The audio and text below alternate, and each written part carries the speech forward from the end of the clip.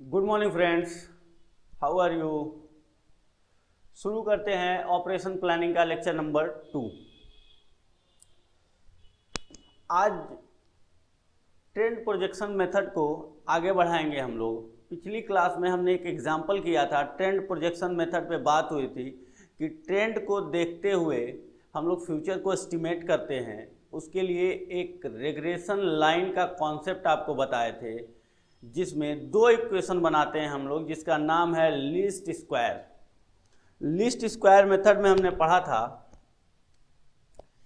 कि sigma Y equal to N A plus B sigma X और sigma X Y equal to A sigma X plus B sigma X square. ये जो था यही least square method है। इसके basis पे ट्रेंड मेथड में फ्यूचर प्रोजेक्ट किया जाता है, फ्यूचर का प्रोजेक्शन किया जाता है on the basis of past data, पिछले डेटा के बेसिस पे जो पहले का डेटा हमें गिवन होता है। ठीक, उसमें हमने बताया था आपको एक डायरेक्ट मेथड होता है, एक इनडायरेक्ट मेथड होता है। जो दोनों मेथड इसी दो लाइन से डेराइव होके आते हैं, इन्हीं दोनों लाइन से मिलते हैं। ये इक्वेशन नंबर 1 मैंने बताया था आपको, ये इक्वेशन नंबर 2 बताया था। अब इसके बेसिस पे हम लोग काम करने वाले हैं। जो ट्रेंड प्रोजेक्शन मेथड का पहला इलस्ट्रेशन आपके स्टडी मैट में दिया हुआ है, देखिएगा अपना स्टडी मैट। आपके स्टडी मैट में ट्रेंड प्रोजेक्शन मेथड का जो इलस्ट्रेशन नंबर 1 है, हमने कहा था दो पार्ट में हम पढ़ाई करेंगे, एक प्रैक्टिकल पार्ट, दूसरा थ्योरेटिकल पार्ट। हमने पहले शुरू किया था कुछ डिस्कशन करने के बाद प्रैक्टिकल पार्ट, ताकि प्रैक्टिकल पार्ट में आप जब कैलकुलेशंस कर लेंगे, आप चीज़ों को देख लेंगे, तो थ्योरेटिकल पार्ट समझने में आपको काफ़ी मदद मिलेगी। इसलिए मैंने प्रैक्टिकल पार्ट पहले शुरू किया। उसमें भी दो मेथड मैंने आपको बताए, एक था ट्रेंड प्रोजेक्शन मेथड जिसको प्रैक्टिकली सॉल्व करना है, दूसरा है मूविंग एवरेज मेथड जिस पे आपके उसमें क्वेश्चन कम दिए गए हैं या नहीं दिए गए हैं, सिर्फ थियरी लिखा गया है, लेकिन इसे हम प्रैक्टिकली भी समझेंगे। तो प्रोजेक्शन मेथड का इलस्ट्रेशन नंबर 1 मिल गया आपको। पेज नंबर है 11 नंबर पेज पे इलस्ट्रेशन 1 है। देखिएगा क्वेश्चन में क्या लिखा हुआ है, from the following time series data of sale project the sales for the next 3 years. ये पिछले कुछ साल का आपको डेटा दिया गया है सेल्स का। इसके बेसिस पे आपको अगले 3 साल का प्रोजेक्शन करना है। इस ट्रेंड को देखते हुए, इस पास्ट डेटा को देखते हुए अगले 3 साल की वैल्यू 2001 से लेके 2007 तक का डेटा गिवन है आपको, और आपको उसके अगले 3 साल का यानी 2008, 2009 और 2010 इसका सेल एस्टिमेट करना है। सेल कितना होगा ये बताना है। चलिए क्वेश्चन देखते हैं, अब इसको सॉल्व करते हैं। इसको हम दो तरीके से सॉल्व करेंगे, एक डायरेक्ट मेथड से और एक इनडायरेक्ट मेथड से। दोनों तरीके से हम लोग क्वेश्चन को सॉल्व करेंगे, ठीक है।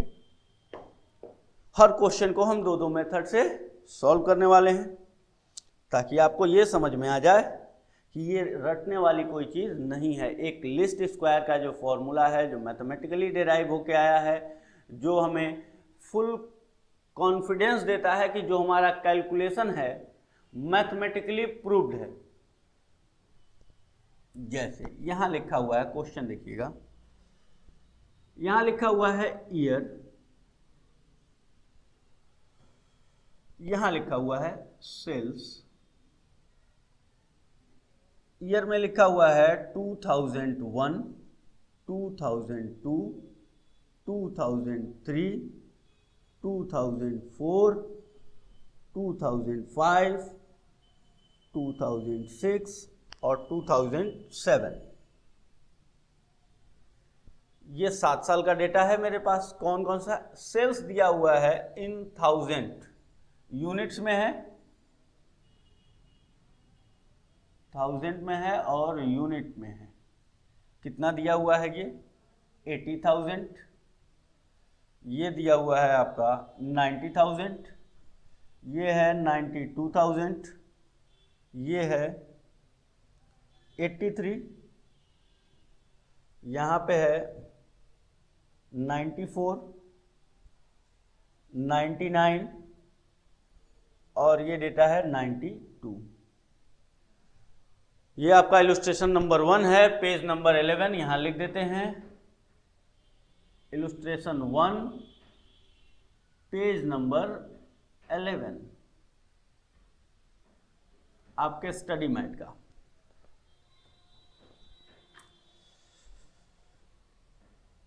पहला मेथड जो है, हम डायरेक्ट मेथड से सवाल लगाते हैं, देखते हैं क्या आता है। जैसे मैंने कहा, यहाँ पे आप x किसको मानेंगे, x, यहाँ x, इसको y, सेल्स को हम y मानेंगे और इसको x मानेंगे। अब आप हमसे पूछेंगे ये बात कि सर आप ईयर को ही x क्यों मान रहे हैं? क्वेश्चन एराइज होना चाहिए ना, इसको क्यों नहीं x मान ले रहे हैं और इसको क्यों नहीं y मान ले रहे हैं? इसके पीछे ये रीजन है।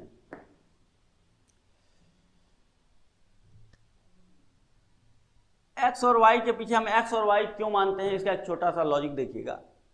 ये होता है x एक्सिस और ये होता है y एक्सिस। हमेशा y एक्सिस किस पे खड़ा है सर? x एक्सिस पे है ये। तो जब ये y एक्सिस x पे है, मतलब अगर x हटा लिया जाए y गिर जाएगा। y किस पे डिपेंड कर रहा है? x पे। अगर x न रहे तो y का कोई एग्जिस्टेंस नहीं होगा, y गिर जाएगा ये।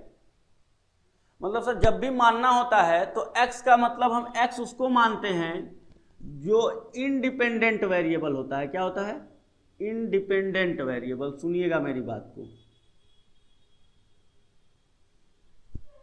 और ये होता है डिपेंडेंट वेरिएबल। अब आप ये सोच रहे होंगे, ये डिपेंडेंट वेरिएबल और इंडिपेंडेंट वेरिएबल क्या होता है?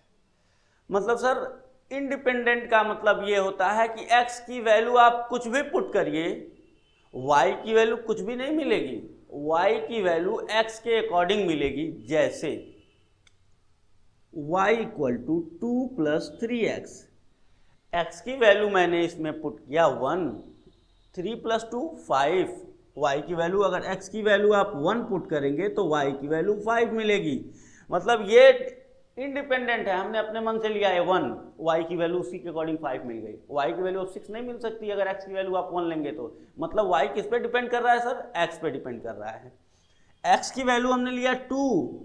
अब ये नहीं है कि वो 5, y की वैल्यू हम चाहते हैं 5 तो 5 नहीं आएगी। क्यों? क्योंकि वो x पे डिपेंड करता है। x हमने 2 ले लिया, 2, 6 प्लस 2 8, y इक्वल टू 8 आएगा। समझ रहे हैं आप मेरी बात? तो x वो वेरिएबल होता है जो इंडिपेंडेंट होता है, जिसकी वैल्यू हम कुछ भी पुट करें उसके अकॉर्डिंग कौन मिलेगा हमें? उसके अकॉर्डिंग y मिलेगा। इसलिए y को कहते हैं डिपेंडेंट वेरिएबल और x को कहते हैं हम लोग इंडिपेंडेंट वेरिएबल। ठीक है मेरी बात? सर यहाँ सवाल में इसको बताइए। देखिए सवाल में ये है, हमें फॉरकास्ट किसको करना है? सेल को। अगले 3 साल की वैल्यू किसकी निकालनी है? सेल की। यानी ये सेल किस पे डिपेंड करेगा? आप जैसे नंबर ऑफ ईयर आपको गिवन है, नंबर ऑफ ईयर ये गिवन है, कह रहा है कि 2008 का बताइए, 9 का बताइए, 10 का। यानी ये अगर आपको दे रहा है वो 2011 का भी पूछ सकता है, 2012 का भी पूछ सकता है। मतलब ये इंडिपेंडेंट है, जो चाहे वो पूछे। और उसी के अकॉर्डिंग किसकी वैल्यू आनी चाहिए? उसी के अकॉर्डिंग सेल की वैल्यू आनी चाहिए। इसलिए सर जो चीज़ एस्टिमेट करनी होती है वो y और जो चीज़ गिवन होती है उसको x माना जाता है। ये था यहाँ का लॉजिक। और ये जब इस तरह का इक्वेशन लाइन बनाते हैं ना जब आप, तो इसको कहते हैं y ऑन x। ये सारा का सारा कॉन्सेप्ट रिग्रेशन एनालिसिस का है, जो कि एक स्टैटिकल टूल है। y on x, y depend करता है x पे, इसको क्या बोलेंगे हम लोग? y on x। जहां y एक डिपेंडेंट वेरिएबल है, x एक इंडिपेंडेंट वेरिएबल है, इसको y ऑन x। मतलब क्वेश्चन में अगर ये बोल दे कि वो y ऑन x लाइन का इक्वेशन बनाइए, तो मतलब y आप उसको मानेंगे जो फाइंड करना है और x आप उसको मानेंगे जो क्वेश्चन में गिवन है। ठीक है, ये था एक बेसिक कॉन्सेप्ट जो समझाना जरूरी था क्वेश्चन करने से पहले। चलिए, तो इसको हम x मान रहे हैं क्योंकि हमें गिवन क्या है, ईयर 2008, 2009, 2010 ये वैल्यू हमें पता है और उसके अकॉर्डिंग हमें सेल्स प्रोजेक्ट करना है। तो फिर ये क्लियर हुआ, वाई डिपेंडेंट इंडिपेंडेंट समझ गए होंगे आप।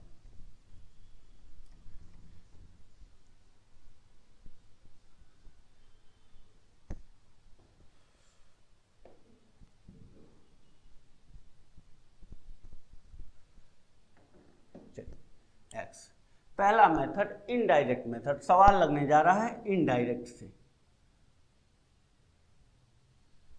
मतलब सर ये ईयर 1 मान लीजिए, शुरुआत कहाँ से होती है, इनडायरेक्ट में मतलब शुरू से मानते जाते हैं कि ये प्रोजेक्शन का नंबर 1 ईयर है, पहला साल, ये दूसरा साल है, डेटा जिसका मिला है ये दूसरा साल है, ये है तीसरा साल, ये है चौथा, पांचवा, ये हो गया 6, ये हो गया 7, सातवां साल, ये हो गया, ठीक। नंबर ऑफ ईयर एक्स हमने मान लिया क्योंकि हम इस पे भी कैलकुलेट करते हैं ना, वही वैल्यू आती है। लेकिन सर ये 2000 काफ़ी बड़ी वैल्यू है, इसका स्क्वायर करना, इसको ऐड करना थोड़ा कठिन काम है। तो हमने क्या किया, सब में से 2000 माइनस कर दिए। देखिए 2000 इसमें से माइनस कर दीजिए 1 आएगा, इसमें से 2000 माइनस करिए 2 आएगा, इसमें से 2000 माइनस करिए 3 आएगा, इसमें से 2000 माइनस करिए 4 आएगा, इसमें से 2000 माइनस करिए 5 आएगा, इसमें से 6, इसमें से 7। यानी आप इस डेटा पे कैलकुलेट करेंगे ना तब भी आंसर नहीं बदलेगा। आप करके देख लीजिएगा, जो प्रोसेस हम करेंगे उसी पे आप कैलकुलेट करिएगा, ये डेटा लेके तब भी वही आएगा। ये डेटा लेके कैलकुलेट करेंगे ना, ये डेटा और ये डेटा एक्स और वाई, तब भी वही आंसर आएगा। और इसके बाद अभी डेटा और शॉर्ट करेंगे हम, तब भी वही आंसर आएगा। ठीक, आपकी मर्जी जिस पे कैलकुलेशन करें। एक्स 1 2 3 4 5 छोटा डेटा है, चलिए कैलकुलेट करते हैं। ये हो गया एक्स। सर इसमें हम यूज क्या करना है, हमको यूज करना है लीस्ट स्क्वायर का इक्वेशन। और लीस्ट स्क्वायर का जो इक्वेशन होता है sigma Y equal to A N plus B sigma X. और दूसरा इक्वेशन होता है sigma X Y equal to A sigma X plus B sigma X square. ये दो इक्वेशन में सर रिक्वायरमेंट किसकी है, इन दोनों के थ्रू हम ए और बी की वैल्यू निकालते हैं। और ए और बी की जब वैल्यू मिल जाएगी ना तो यहाँ रख दीजिएगा y equal to A plus B X. इस लाइन को इक्वेशन को हम कहते हैं y ऑन x, ठीक है ना, y ऑन x। मतलब y की वैल्यू फाइंड करनी है, सेल जो है, और x की वैल्यू आपको पुट करनी है जो कि गिवन है। अब इसको फाइंड करने के लिए ए और बी की वैल्यू की जरूरत पड़ेगी, जो कि फाइंड करने के लिए ये दो इक्वेशन जो हैं लीस्ट स्क्वायर आपकी मदद करने वाले हैं। समझ में आई बात? सर इसके लिए क्या चाहिए, क्या सिग्मा एक्स चाहिए, सिग्मा वाई चाहिए, सिग्मा एक्स वाई चाहिए, ठीक है, दिख रहा है आपको, सिग्मा एक्स वाई चाहिए, सिग्मा एक्स स्क्वायर भी चाहिए। 1 2 3 4 सिग्मा एक्स ये है तो सिग्मा एक्स ये दोनों एक ही बात हो गई। यानी सिग्मा एक्स तो हमें यहाँ से मिलेगा, इसको ऐड करेंगे तो समेशन ऑफ एक्स, यहाँ इसको आप ऐड करेंगे तो समेशन ऑफ वाई। इन दोनों का मल्टीप्लाई करेंगे एक्स और वाई का तो ये आएगा आपका एक्स वाई, और एक्स का स्क्वायर कर दीजिएगा यहाँ पे तो ये आ जाएगा एक्स स्क्वायर। यहाँ इसको ऐड करिएगा तो कहिएगा सिग्मा एक्स वाई, और यहाँ इसको ऐड करिएगा तो आप बोलिएगा सिग्मा एक्स स्क्वायर। बस इसको स्क्वायर करके ऐड कर दीजिए, आपका काम हो गया। दो इक्वेशन सॉल्व करने आना चाहिए, जो कि आप बचपन से पढ़ते आ रहे हैं, साइमल्टेनियस इक्वेशन को सॉल्व करना। छोटे बच्चे थे, 6th 7th में पढ़ते थे, तब भी आप दो इक्वेशन सॉल्व करते थे।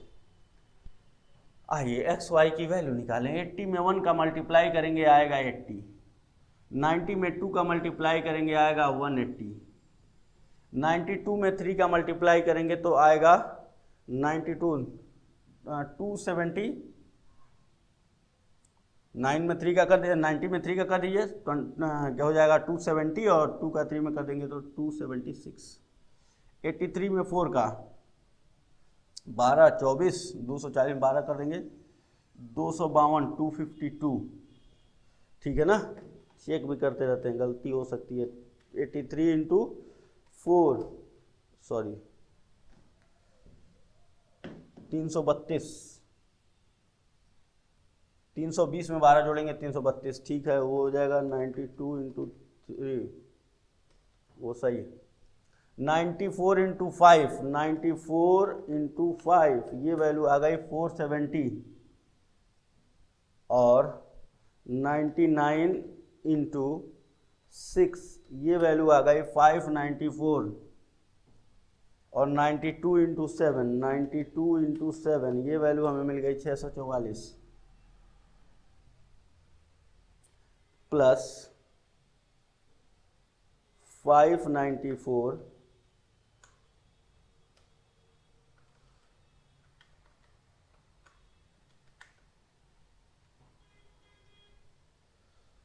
उसके बाद है 470, ये भी हो गया। 332, ये वैल्यू आ गई 2043, 276, 276, और 180 प्लस 80, 2576, 2576, 2576, ये आ गया आपका सिग्मा एक्स वाई, ये ऐड कर दिए जो यहाँ ज़रूरत है हमें। दूसरा क्या है, हमें एक्स स्क्वायर की ज़रूरत है। 1 का स्क्वायर 1, 2 का स्क्वायर आता है 4, 3 का स्क्वायर होगा 9, और 4 का स्क्वायर हो गया 16, 5 का स्क्वायर 25, और ये हो जाएगा 6 का स्क्वायर 36, और ये हो गया 7 का स्क्वायर 49। तो ये हो जाएगा 49 प्लस 36 प्लस 25, 16 और 9, ये हो गया 140, ये आ गया 140। हमारा काम हो गया, इतना ही काम करना था हमें। यहाँ सिग्मा एक्स की वैल्यू हो जाएगी 7 प्लस 6, 11 और 7, ये हो जाएगा 18 प्लस 22, 22 प्लस 25 प्लस 2, 27 प्लस 28, ठीक है। सिग्मा वाई, अच्छा अब ये भी ऐड करना बाकी है। तो सिग्मा वाई की वैल्यू यहाँ दिया हुआ है 630, ये आ गया 630, हो गया ये सिग्मा वाई। यानी पहला इक्वेशन नंबर 1 क्या बनाएंगे हम लोग, सिग्मा वाई की जगह पे रखेंगे 630 equal to A into N, A N, A की वैल्यू निकालनी है, एन कितना है इंटू 7, नंबर ऑफ ईयर कितने हैं यहाँ पे, टोटल डेटा 7 यहाँ रख दिया हमने, प्लस बी सिग्मा एक्स की वैल्यू कितनी है 28 इंटू 28, इक्वेशन नंबर 1।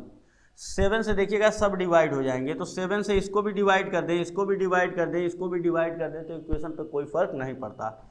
ये देखिएगा 7 से यहाँ भी डिवाइड, यहाँ भी डिवाइड, यहाँ भी डिवाइड। आप ये जानते हैं इक्वेशन का नियम कानून कि सर अगर इक्वेशन के दोनों साइड में सेम नंबर से मल्टीप्लाई कर दिया जाए, डिवाइड कर दिया जाए, ऐड कर दिया जाए, सब्ट्रैक्ट कर दिया जाए, तो इक्वेशन पे कोई फर्क नहीं पड़ता। तो यहाँ पे हमने ये कैंसिल कर दिया, ये आ जाएगा a प्लस 4b, इससे ये कैंसिल हो जाएगा, a plus 4b equal to 90, यानी कि इक्वेशन नंबर 1 ऐसे लिख दीजिए, a plus 4b equal to 90। ये आपका इक्वेशन नंबर 1 तैयार है, नंबर 1 इक्वेशन। नंबर 2 इक्वेशन क्या बनाना है हमें, नंबर 2 सर बनाना है कि सिग्मा एक्स वाई की जो वैल्यू आएगी 2576 equal to a plus sigma X की वैल्यू है 28, a हो जाएगा ये, plus b sigma X square, ये हो जाएगा 140b, ये कैंसिल हो जाएगा। ये देखिएगा 28, ये 14 से कैंसिल हो रहा है क्या, चेक कर लेते हैं। 2576 डिवाइड बाई 14, 184,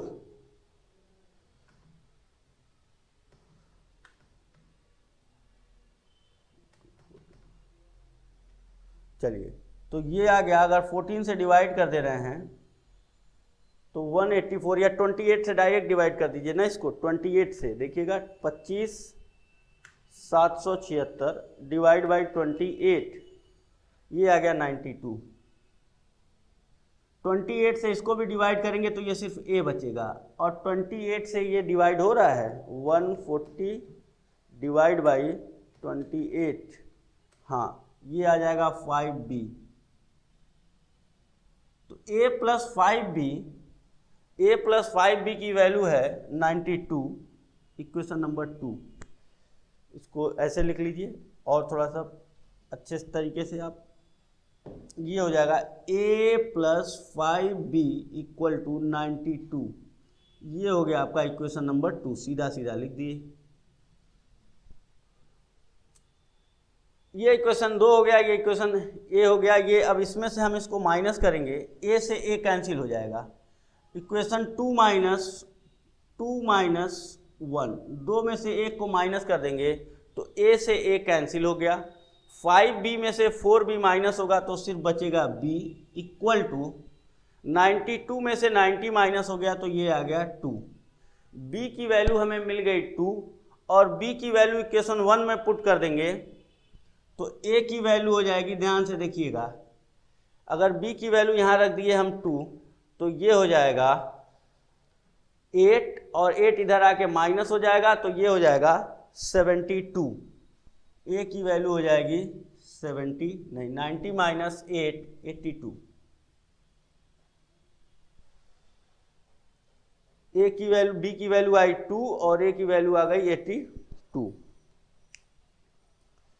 चलिए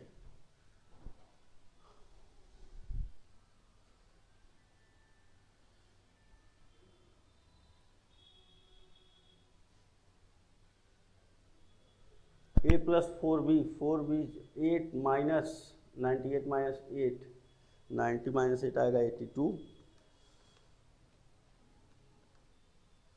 ठीक, हमारा इक्वेशन बन गया y इक्वल टू, a की वैल्यू हम यहाँ रख देंगे 82 प्लस b की वैल्यू आई थी 2x। ये इक्वेशन बना आपका।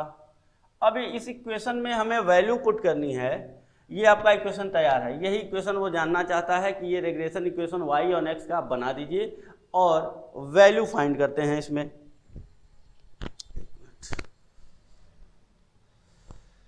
हमें किस ईयर की वैल्यू चाहिए ये बताइए। 7 के बाद सीधा कौन सा ईयर आएगा? हमको यहाँ से बेसिक यहाँ शुरू हुआ। ये ईयर 1 का फिगर है, 2 का, 3, 4, 5, 6, 7। हमें 8th ईयर, 9th ईयर और 10th ईयर की वैल्यू निकालनी है। तो यहाँ पे अगर x इक्वल टू 8 पुट करेंगे तो ये 2008 की वैल्यू आ जाएगी। 2008 की वैल्यू अगर निकालनी है तो x इक्वल टू 8 पुट करना पड़ेगा। x इक्वल टू अगर आप 9 पुट करेंगे तो 2009 की वैल्यू मिल जाएगी, और x इक्वल टू हम 10 पुट करेंगे तो हमें 2010 की वैल्यू मिल जाएगी।